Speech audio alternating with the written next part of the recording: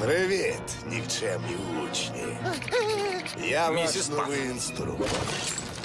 Ще жоден мій учень не провалив іспит, якщо залишався живим. Запевняю вас, що наступні 4 тижні стануть найгіршими днями вашого жалюгідного життя. У вас переламаються хребти, болітимуть зуби, а очі наллються кров'ю.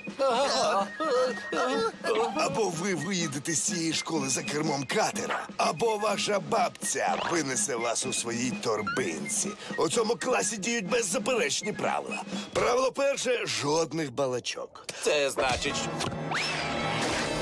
Правило друге – не їсти на уроці. Хтось хоче цукерочок? Пригощайтесь. Я не відмовлюся. Бери, яку хочеш.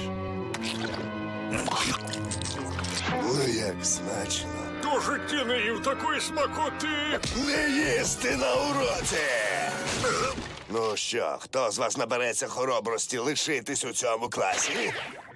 Схоже, ти сміливець, губко. Я такий.